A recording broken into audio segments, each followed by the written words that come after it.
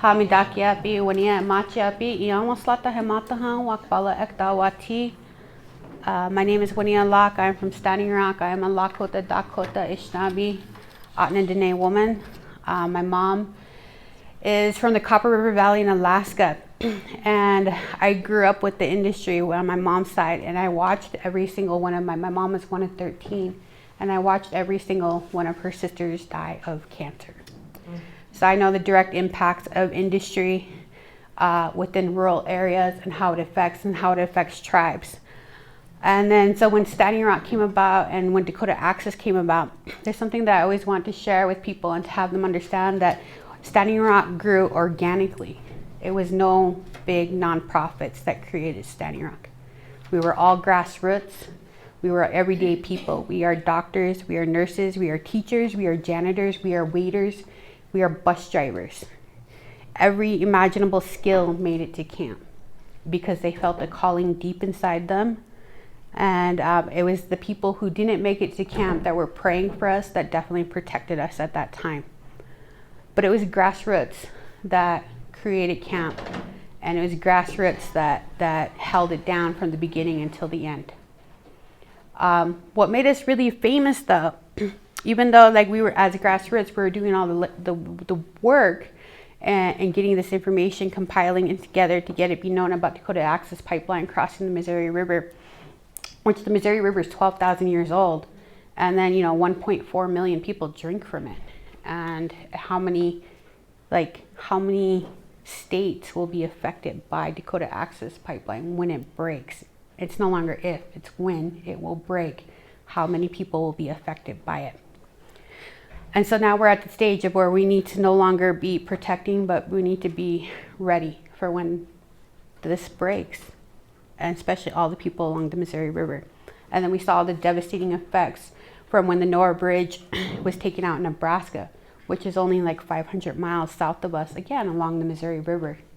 And you can see the stability of the land and the shell, and the sand is not stable at all for pipelines at all. But one of the things that made Standing Rock so famous was our youth. And that's one thing that I really encourage each and every one of you that is here right now, is you find someone and you just pick one youth that you engage with, and you talk to them about being active, and you engage with them about becoming lawyers and doctors and EMTs and welders, so that way they can engage in protecting our environment. Because that was our youth runners. They did a total of 3 runs. They ran, the first time was 11 miles. It was really fun. And what I liked about that, it was strictly Standing Rock people. And it was Standing Rock people pulling out from our own pockets to fund the gas, to buy the water, to buy the nutritional snacks.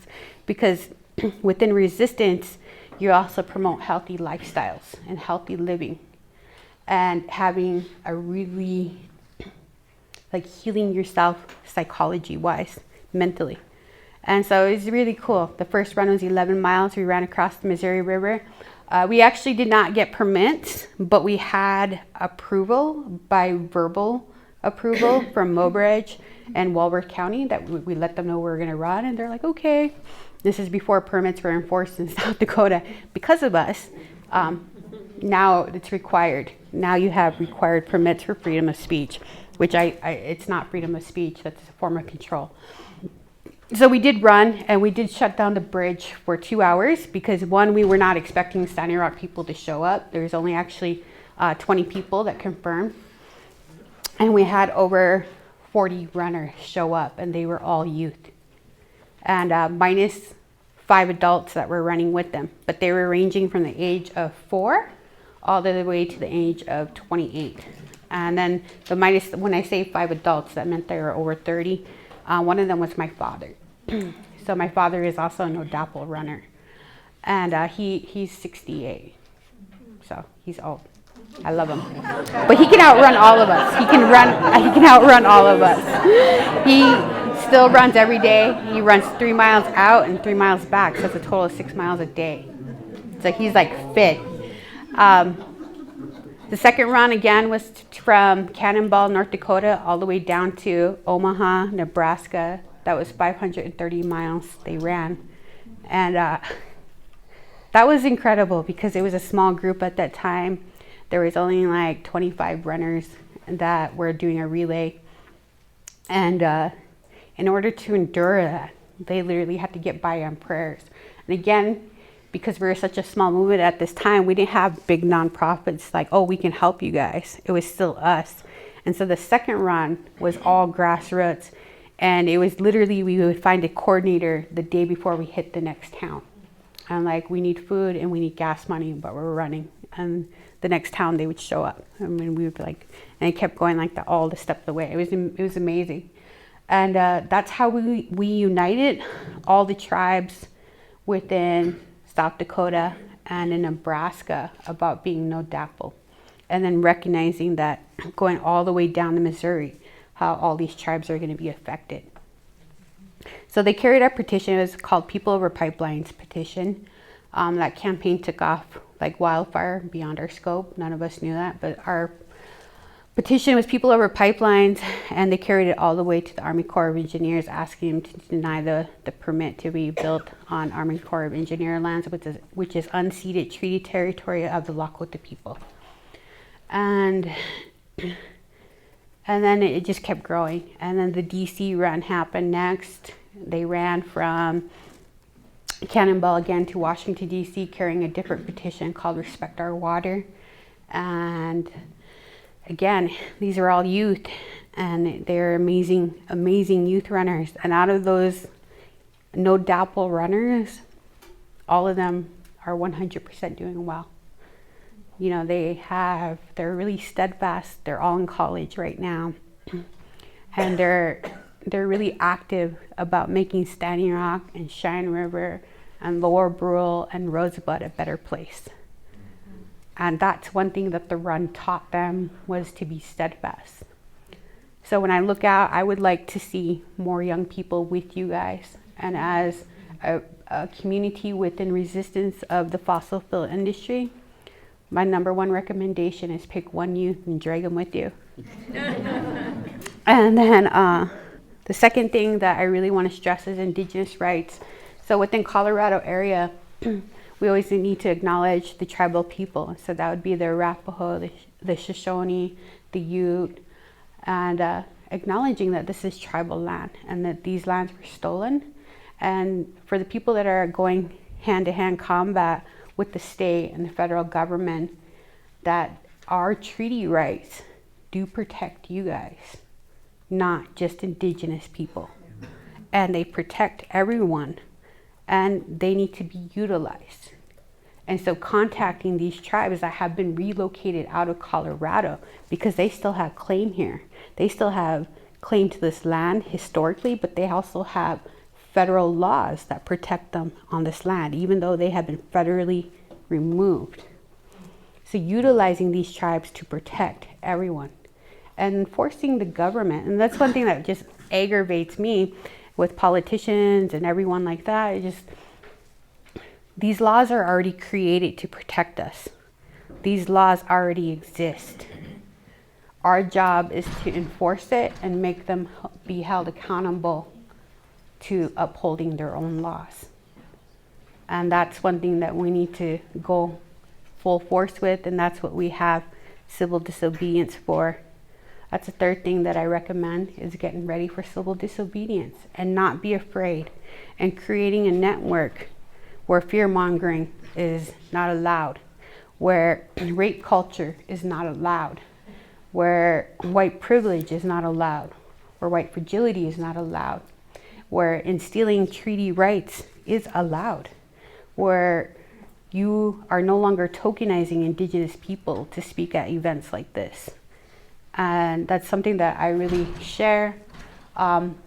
It's hard for me to leave Standing Rock because I am a Lakota language teacher, and I'm still active within my community in revitalization of our language. I do a lot of transcribing and a lot of, because I'm no longer teaching, I do a lot of transcribing and translating currently. I still work within No DAPL. We're still in litigation. People always ask me what's the latest update on No DAPL, and we're still in litigation. The first 2 rounds we lost, and we keep refiling. And I honestly don't believe that Standing Rock and CRST will ever give up. And I think they're going to keep refiling and refiling and refiling, and until they win.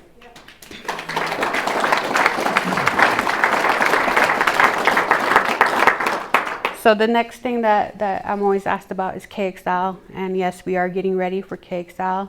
And how KXL affects everybody is because the Ogallala Aquifer, actually, you guys, Colorado is part of that line hookup for the Ogallala Water Aquifer. I don't know exactly which parts, but I do know that some of the water from the Ogallala Water Aquifer is being shipped over here, piped into here.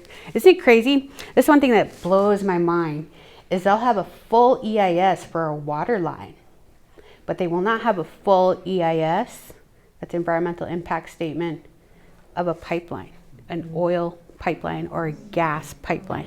It blows my mind that they'll do a full EIS, and they'll even acknowledge NAGPRA, which is Protection of Artifacts and Graves of Indigenous People of this land. It's called Section 106. That's another law that will help protect you guys from fracking. Is Section 106 is they will even acknowledge those for a water line. And it just blows my mind. Like, why won't you do that for an oil line, a gas line? Like, what are you guys doing? So it's at some point we do hope that the government and the corporations will feel the effect of their choices.